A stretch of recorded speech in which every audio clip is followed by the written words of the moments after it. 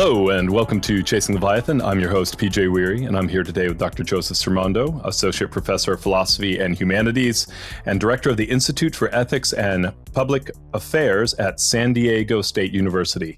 And we're here to talk about his speech he just gave in a book that he is currently working on, Narrative Identity and the Ethics of Choosing Disability. Dr. Stramondo, wonderful to have you on today. Thank you. It's my pleasure to be here. I care a lot about this work, and I'm always looking for thoughtful people to discuss it with, and so this is an opportunity for me. Awesome.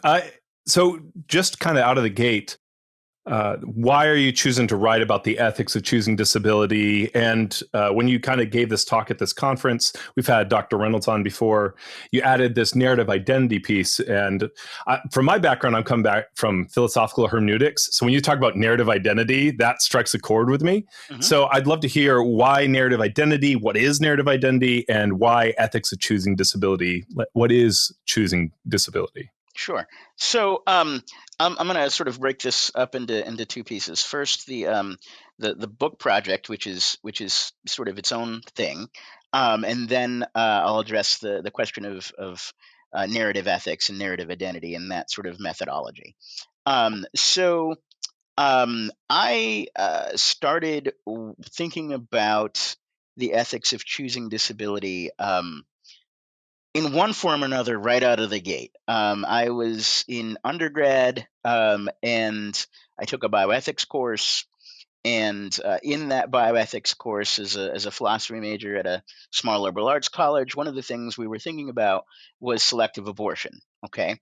And so, a lot of the stuff that had been written in the philosophical literature about selective abortion, as a person that has a genetic disability, it struck me as overly simplistic, problematic in various ways. And so, I started thinking about it. My One of my first publications was trying to reconcile sort of the feminist approach to abortion rights that aren't, restricted by, other people's ideas about what one should do with their body, and sort of reconcile that with sort of a full-throated recognition of the ableist thinking that can sometimes be in play when you're thinking about disability and reproductive ethics. And so that was actually my first publication ever in the International Journal of Feminist Approaches to Bioethics, trying to sort of reconcile sort of the disability rights approach with the feminist bioethics approach to this question.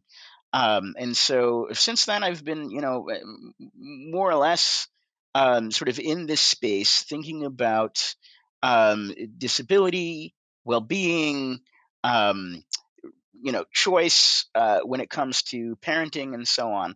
And so one of the sort of the very fortunate things that happened to me early in my career is that I met who turned out to be a really close friend and co-author, Stephen Campbell.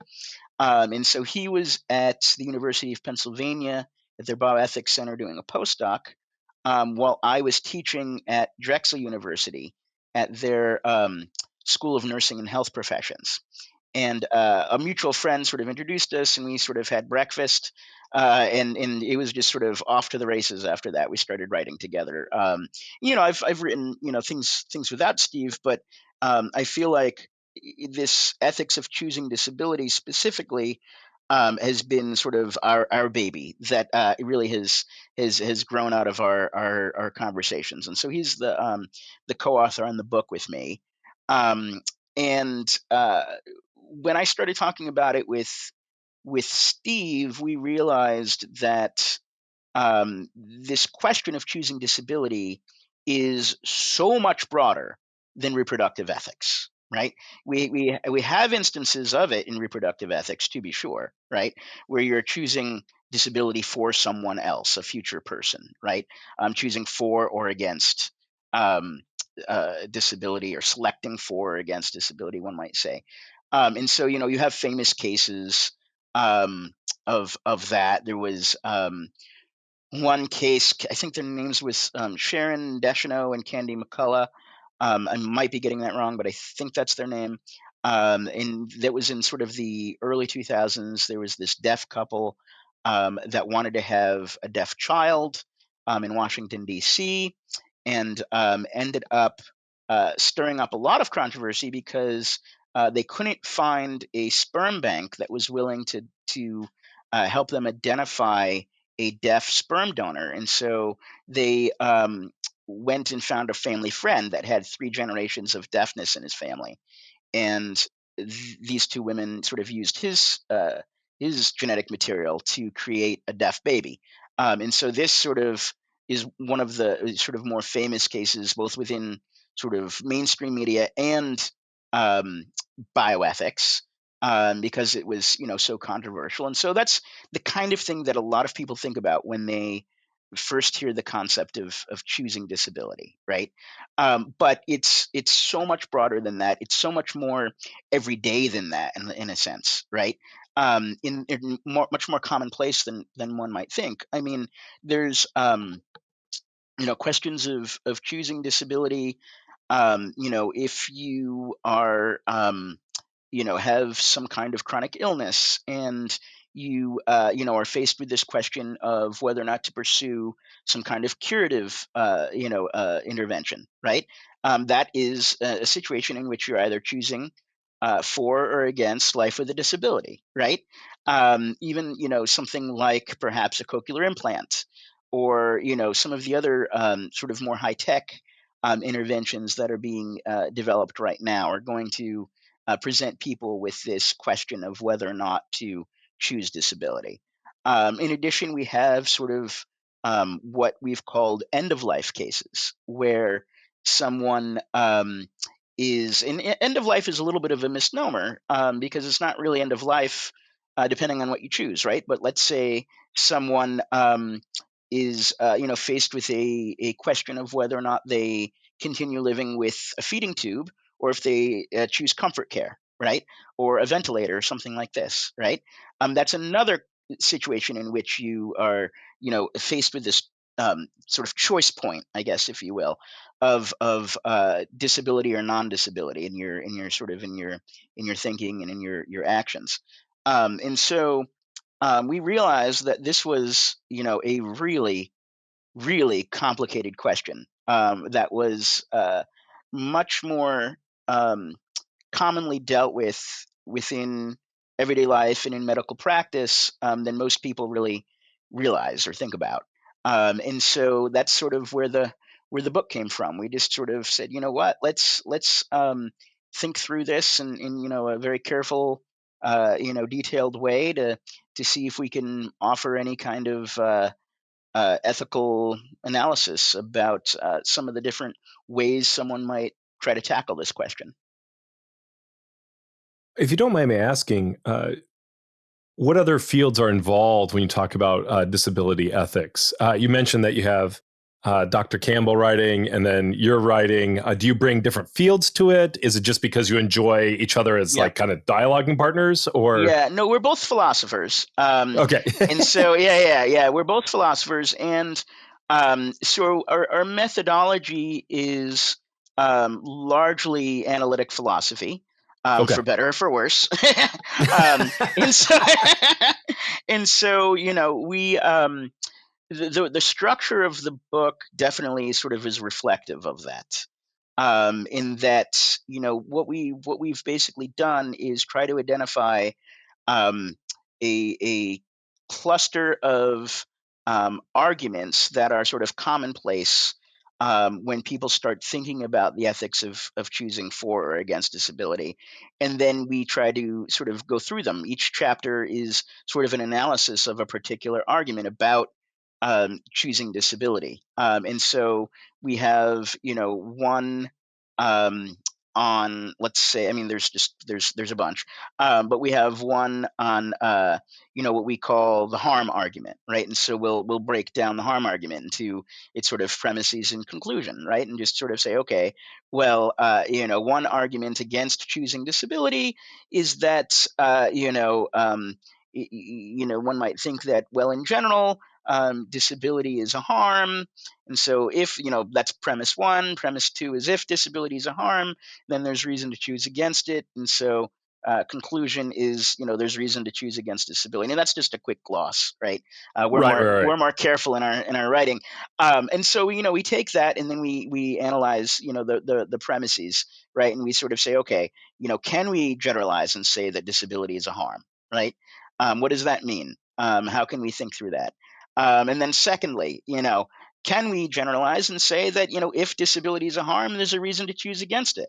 And so 2 chapters right there, right? Yeah, yeah, yeah, yeah. Yeah. And so then we have, other chapters about options and sort of what we call the option argument, and the idea that, choosing disability it should not be done because it restricts someone's life options, or in some cases, what's been referred to as an open future for people. And so we have a section on that. And so yeah, we just sort of work through sort of a variety of arguments, actually both for and against choosing disability, to sort of see if they hold up.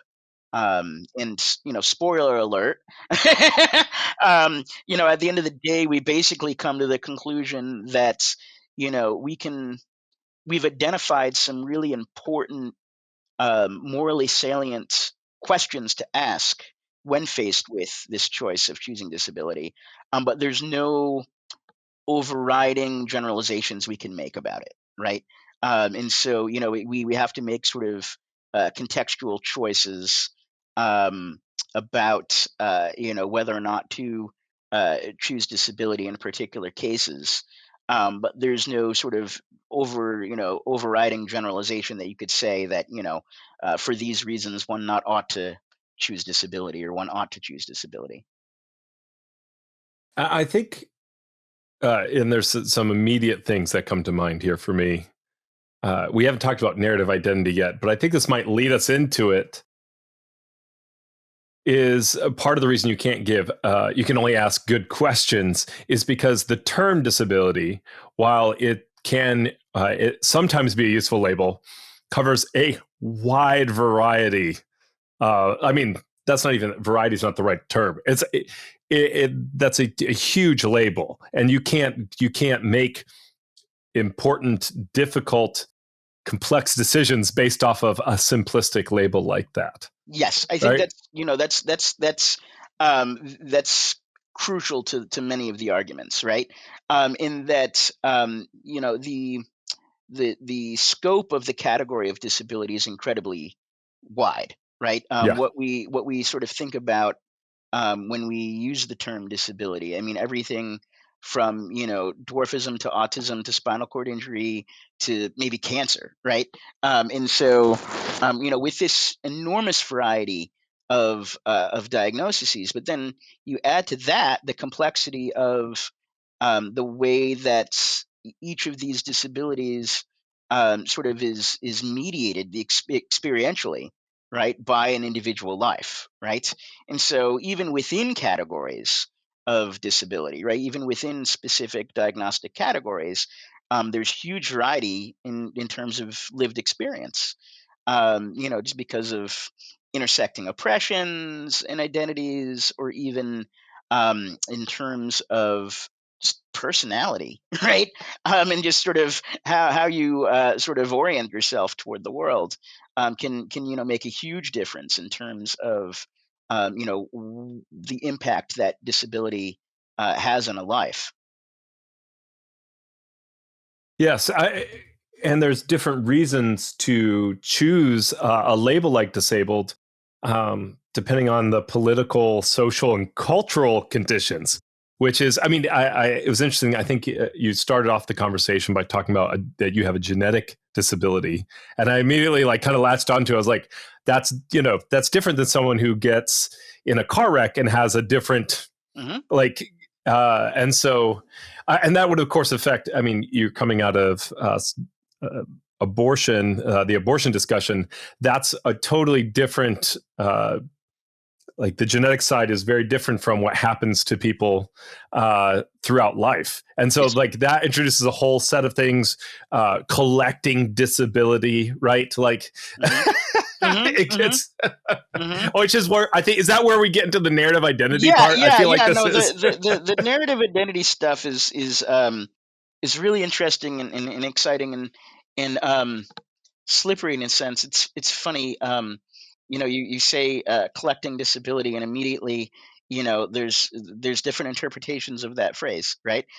Sometimes people, when they say collecting disability, they mean getting monetary support from the federal government to supplement income because they can't work, right?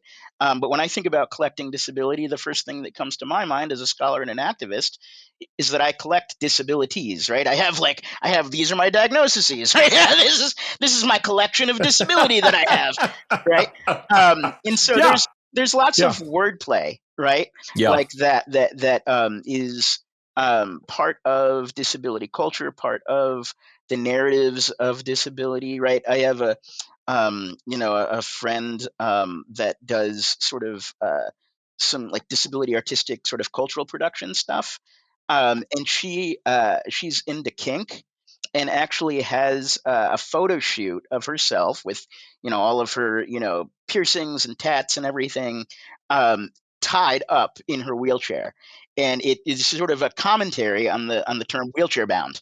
Right. yeah. You're And right. so, yeah, and so there's this this wordplay that can come into that can sort of bring different tensions within disability identity into clearer focus. And so, yeah, and then, that definitely has to do with the idea of narrative identity specifically. And so, yeah, I mean, I think some of my work around narrative identity, it definitely relates to some of the things in the book, but it's not the focus of the book so much.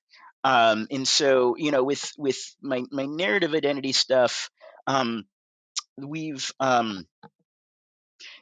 that can become important for certain arguments within the book, especially when you're thinking through the creation and the death cases, right? And we're thinking through, choices that someone might make about whether or not to remain or become disabled, based on sort of their narrative identities, or actually we develop a concept of substantive identity, which is a little bit different, but Yeah, related within the book. And so, these are related questions, but the focus of the book, that's sort of a piece of it, and not sort of the main thrust. But narrative ethics in general has been close to my heart, and I've used it in a variety of situations. Right, I have a paper that deals with the ethics of choosing disability and narrative in the Hastings Center report a few years ago. Um, I'm trying to remember the title of the piece, but it's about the open future argument. And so the open future argument basically says that it's wrong to choose disability because it constrains someone's open future. It doesn't sort of allow for the future of expression of their own autonomy. Okay, and so in you're this paper, anti-freedom. yeah, you're anti-freedom. Yeah, Yeah, if you choose disability, you're against you're against freedom and liberty and mom and apple pie and all the rest. And so, yeah, and so in that paper, I basically make the argument that the open future framework is itself constrictive of human agency. This myth that to be disabled is to have a less open future, right? Or a future that is more constrained than a non-disabled future, right? is something that is almost a self-fulfilling prophecy because of the way that narrative identity works. And so, if you conceptualize of yourself and other people conceptualize of you about you as being the kind of person that has fewer life options, then two things will happen. One, we will have, if this is a widespread narrative about that particular identity, then we will construct society in such a way that narrows people's options that have that identity, right? Because that will be sort of the working presumption. People who are like this don't do this, right? And so, we see this all the time. A small business owner that will say, well, yeah, no, I've never, bothered to put a ramp in the front of the building to my store because I've never seen anybody that uses a wheelchair come in here. And it's like, Yeah. people like that Right. don't come into this kind of store, right? And it's like, well, Yeah. no, they don't, because you don't have the ramp in the front of your store, right? Right. And It's the so, other way around. Yes. exactly. And so there's the way in which sort of this idea of, disability restricting someone's life options, restricting the otherwise openness of their future, that can contribute to the construction of a society that narrows people's options and narrows their future. And so that's one way in which it happens. And the other way in which it happens is, I'm sure you've heard of the idea of internalized racism or internalized sexism, right? There's also internalized ableism. And so if you are told over and over again, people like you, don't have these kinds of options in life, then you are going to, internalize that and make choices accordingly, right? And so when you're there's lots of examples that I could use of this, but one that I use sometimes is and that I used in the talk that you were referencing at the beginning of the interview here. um, if you are told over and over again that people like you are not parents, are not good parents, are not Mm. supposed to be parents, are not supposed to reproduce, right? You're going to internalize that, right? And so, it might just be that you artificially restrict your own life options because you think to yourself, well, I couldn't do this. This isn't something that people like me do, right? And then, you enter into, a social sphere, right? Where there's all kinds of discrimination when it comes to parenting, right? Structural discrimination in terms of, you know, I have two young kids, and their school is a historically preserved landmark, right? Public school in San Diego, right? A liberal city, supposedly. Um, Unfortunately, I think I know where this is going, but yes, yeah, please yeah, continue. yeah. Yeah. And it's impossible for me to independently sort of get in through the front door and go into their school and visit their classroom and do all of the things that parents typically do. There's a way in, but I have to use the side door and I have to like squeeze in, and it's just it's not sort of equity, right? And I think a lot of that happens because there is this sort of generalized attitude of, well, you know, parents aren't going to be, coming through this door, right? Mm. That are going to be using a wheelchair or whatever, that the case may be, right? And then you also have, more oppressive or more obviously oppressive situations, right? Where people will be in custody battles for their kids, and they'll face horrible discrimination when it comes to being able to retain custody of their kids for no other reason than that they have some kind of disability diagnosis without any evidence whatsoever that they have any kind of incapacity as a parent, right? And so there's all of these sort of ways and structures that society is set up to um, you know with well, under the assumption that you know people like me don't do things like this when it comes to parenting. If I could add something, because I've been part of administrative discussions, and I think too, and this is a frustrating thing, there's a lot of bigger cultural factors at play when you talk about how expensive healthcare is and the way that it. So, what do they build to impress with at schools, right? Really, they build to impress not the parents, but donors. And so some of it too is it's like, well, Dr. Stramondo can go through the side door. Dr. Stramondo spends a lot of money on his health. He'll tell you what he's not going to do. He's not going to donate a lot, regardless of whether you can or not. But that is an underlying assumption too. It's let's make the front impressive for donors, right? Because there's financial priorities focused on continued making money rather than equity. Yeah, Is no, I that mean, fair? I think that's very fair, and I think that that's, one of the fundamental problems with this idea of historical preservation, sort of coming up against, equity and disability, right? Because I do think that there's this pattern in general, whether or not you're talking about a school or you're talking about something else, right? A Um, museum. museum, right? That the priority is to satisfy the people with the most power and resources, right? And so, in the case of the school, I don't want a bad, PR campaign against them. They're in general, I love the school. But Just say the school's name, but say no, your no, school's no, no, no, rival. No, no, no. no, no, no, Say no, your no. school's rival. Say the rival? Yeah. No, Yeah, no, yeah, no, yeah. no. Get them in trouble. Yeah. Elementary schools don't really have rivals in San Diego. Yeah, that's Um, fair. That's fair. yeah. So yeah, no, it's that would be funny though. Yeah. Going to a Big Ten university for my PhD, I appreciate the importance of rivalries. So maybe we can find a way to smack talk University of Michigan later. Um, There you go.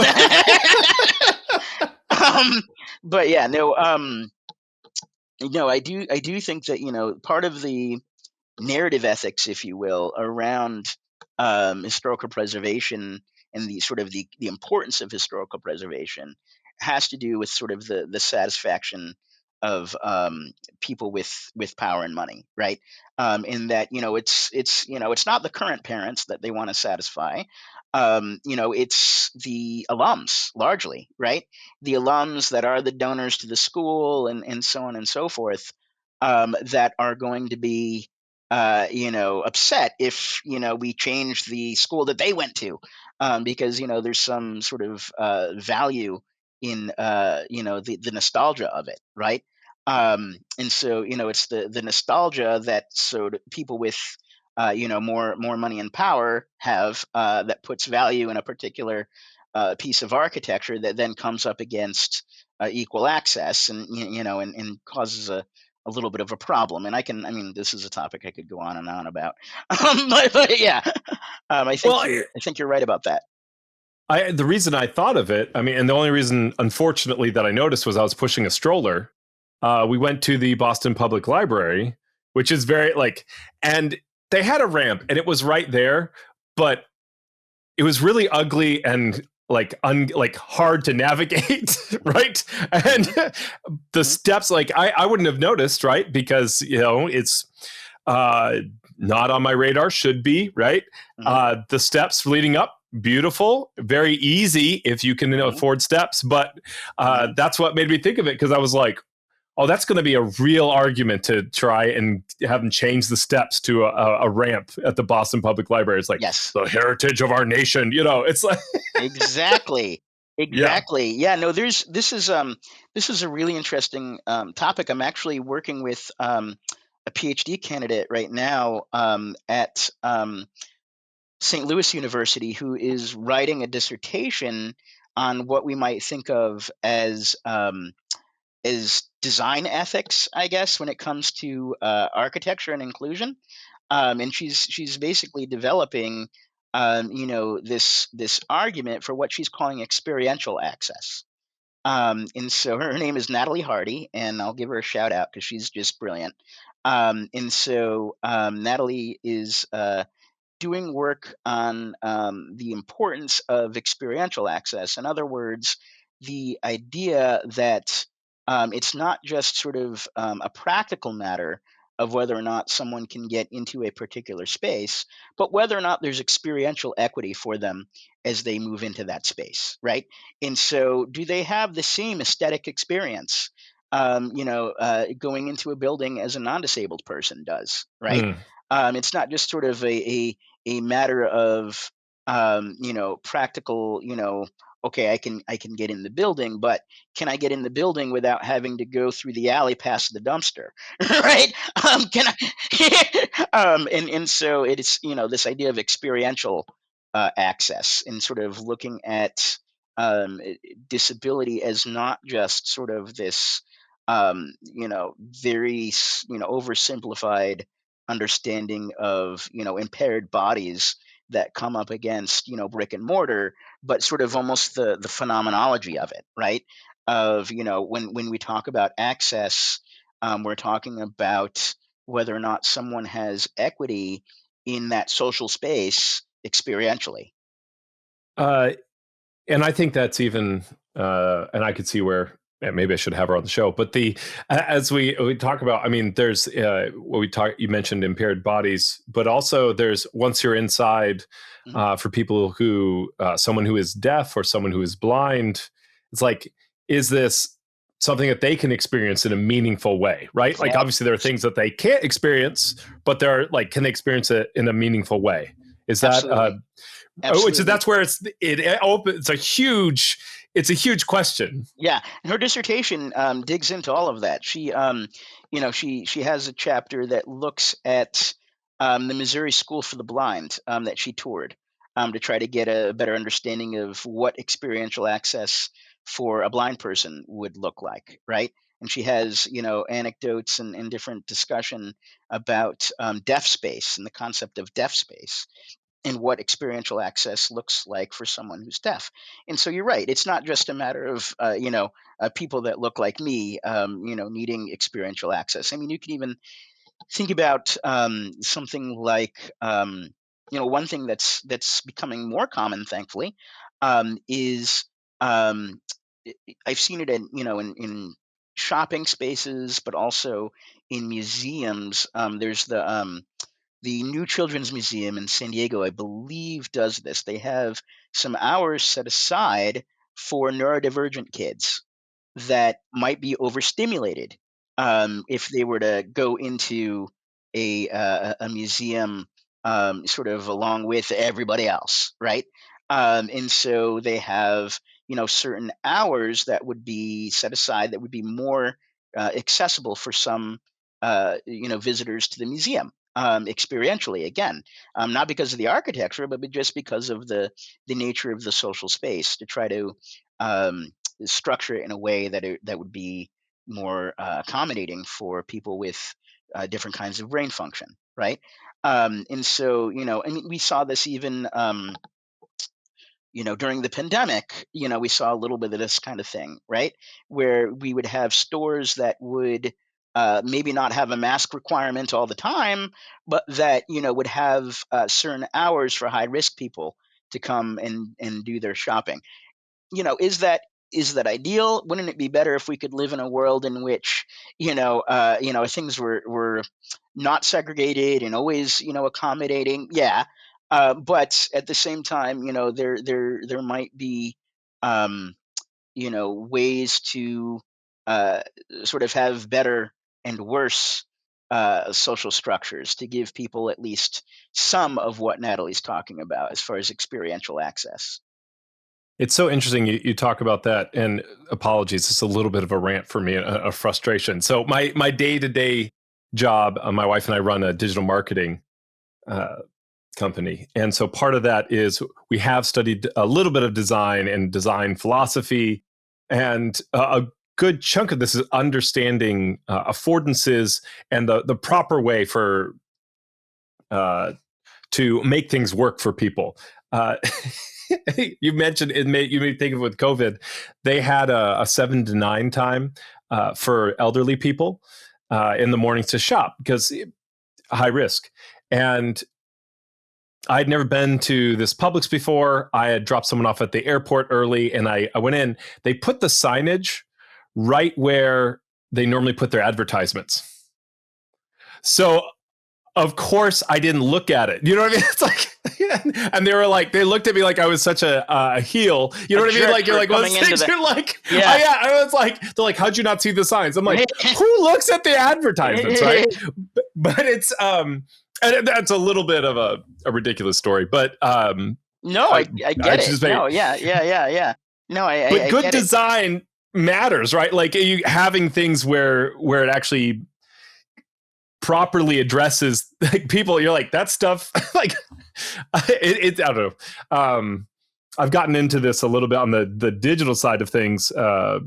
There, I had someone on talk about dark web ethics and the way that they'll have like like in very tiny print that it's actually a subscription and not a one-time purchase. Hmm. And it's something you have to unclick. Not that you have to click it to make a subscription. You have to unclick. And it's the similar kind of the way that even uh, that they hide like ableist practices in the middle of things, that sort Hmm. of thing, or just or there's just like a laziness and they're just like, well, that's where we normally put things up and people probably won't see it, right? Like but they don't have a background in design, so there's an education aspect. I don't know. It's interesting. Yeah. No, I mean, I think that's an interesting question. I mean, I think some of it is about aesthetics too. In that, thinking about the example that you were raising earlier in terms of the Boston Public Library, right? And part of what Natalie talks about in her dissertation, and I just keep on referring back to her because these are her ideas is more than they are mine. But um, we as a culture associate disability with ugliness, right? And so, of course, they're going to try to hide the ramp, right? Of course, they're going to try to put it out of the way where it won't be an eyesore, so to speak, right? And for the same reason why maybe grandma refuses to use her cane even though it would help her, right? Because there is Yeah, this sort of cultural attitude toward and I'm doing narrative ethics again, right? Narrative identity ethics. There's this idea that there is many different tropes that attach themselves to disability that all more or less in various ways boil down to sort of disability equals less than in some sense or another, right? And so, of course, you're going to want to not associate yourself with that, not associate your company with that, not associate anything with that, right? You're going to try to make it as obscure and as out of the way as you possibly can, right? Um, and so then there's this question of counterstory, right? To use the language of narrative ethics again, right?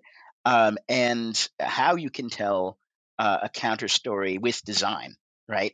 How you can sort of take the ramp and put it out front, right?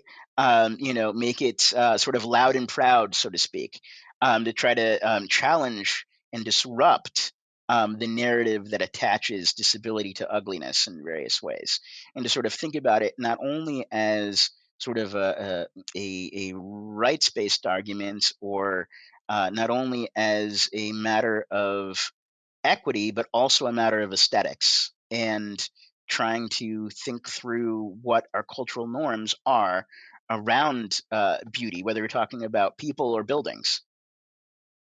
yeah, absolutely. And but I think a large part of this, as you talk about the beauty of it, something I've been wanting to ask you about. You mentioned earlier, and I think this is a good spot. Is how much of this is determined by the personality of the individual who is making these narrative identity choices? Can you talk a little bit about that? Because I think that's where, I mean, so you said loud and proud. That's part of what I'm latching on to here. I'm thinking of your friend who bound themselves in a wheelchair, right? Like, I mean, like people are like, "Whoa," and it forces you and it confronts you. But not everyone has that personality. Can you talk about what are the strengths, the weaknesses? Because obviously we don't want to demand that of everybody either, right? So I think what we're talking about here is almost the ethics of passing, um, indirectly, right? this question of, if part of the work of the disability movement is about changing narratives, and is about trying to challenge, oppressive tropes and narratives that can constrict people's life choices in various ways structurally, right? Does that then mean that there is an individual responsibility to challenge those narratives with self-identification of various kinds, right? And so I actually have a paper on this too. The ethics of passing and uncovering, when it comes to disability, right? Thinking about whether or not, there is an individual moral responsibility to, have a picture of yourself tied to your wheelchair, to challenge, the master narrative of what it means to be wheelchair bound, right? Which, a lot of times does, treat disabled people as desexual, or, or desexualized rather, and so on and so forth. And so, um, I think that, you know, i- i- what I want to say is, we have to make these kinds of judgments in really contextual ways, right? I mean, I don't want to say that everyone has a responsibility to not pass, right? That everybody has a responsibility to sort of do what they can to challenge ableist narratives by sort of being loud and proud, so to speak, right? I don't want to make a generalization like that, because for many people, it can be dangerous, right? It could be physically dangerous to identify as disabled in some spaces, right? Especially when you're thinking about, some of the current political climate and the ways in which things like neurodivergence and gender identity are intersecting more and more. And I think that when you have these questions about identity, self identification to others, passing, uncovering. We really need to sort of be mindful of the risks that people might take by disclosing or uncovering a disability identity. And so, in my mind, yes, there probably is some kind of moral reason that ought to motivate disabled people to challenge some of these oppressive master narratives, by taking control of their own story and their own disability identity, and sort of telling what it means to them in a way that would challenge the tropes, right? But at the same time, that is sort of counterbalanced against the risks that would be necessary for some people to do that work, right? I mean, so I'm thinking about it in that, you know a paper that I mentioned a few minutes ago, where I wrote about it. I'm thinking about it in terms of the space of higher education, and whether or not, a faculty member, for instance, has a moral responsibility to disclose their own disability experience, in order to challenge the master narratives told about disability within higher ed, to make it easier for perhaps students, right? That are, coming into this space with a similar disability experience, to sort of help them along, and not have as hard of a time with the narratives around, whether or not this particular social space is meant for people like me, right?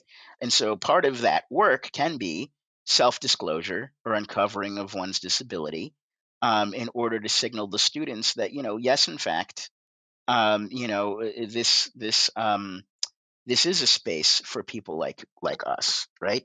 I'm actually, you can't really see my T-shirt right now, but I'm actually wearing my "Fight Ableism in the Academy" T-shirt right now, Nice. where it's from a mini conference that my friend Kevin Timpey at Calvin College gave.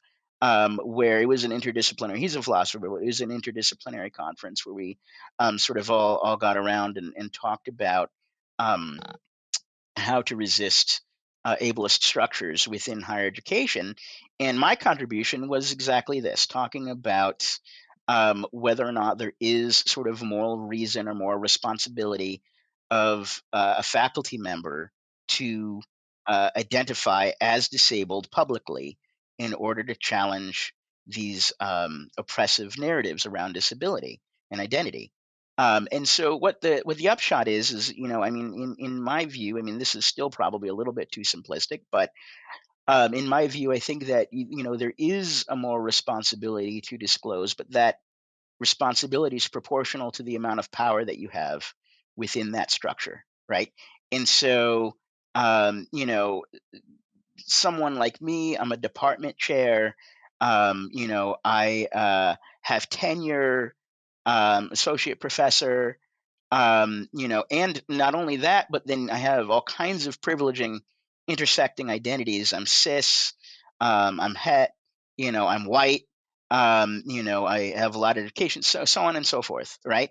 Um, I have a lot of power within this social structure of higher education. And so, for me to self disclose and talk about my collecting of disability, so to speak, it's going to be, to reference the joke earlier, Yeah, yeah, yeah, um, yeah. it's going to be very different. The risks that I take in talking about it is going to be, a very different set of risks than what an undergrad might take when disclosing a disability, right? To others, or even a graduate student, when it comes to uncovering their disability identity.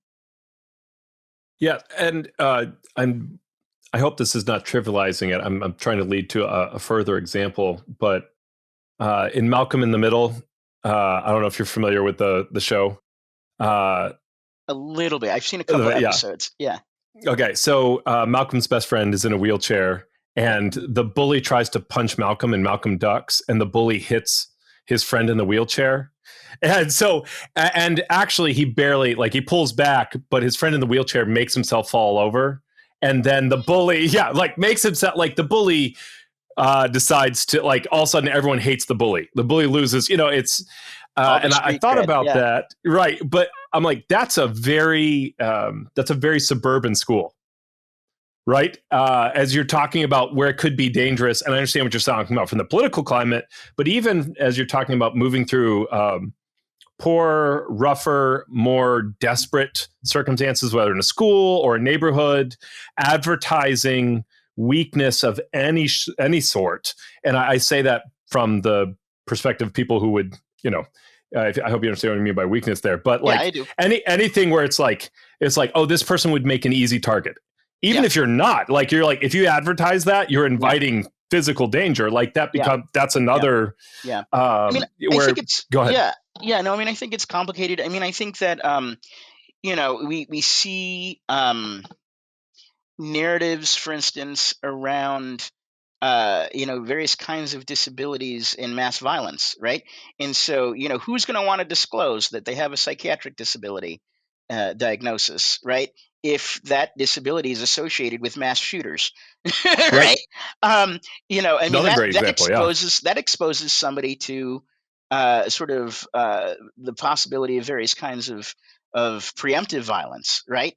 Mm. In ostracization, and all kinds of problems, right? From authority structures too. Yeah, yep, from authority structures. We can't really talk about something like, um, you know, uh, Black Lives Matter, right, without also talking about the intersecting of disability identities that put certain Black folks at even more increased risk of police violence, right? Because of not only are they Black and therefore automatically seen as sort of dangerous because of the racist cultural narratives, but then you add in some behaviors that are not expected, and that are outside of sort of the typical norms, and then it's like, whoa, I mean, Yeah. that's super dangerous for them, right?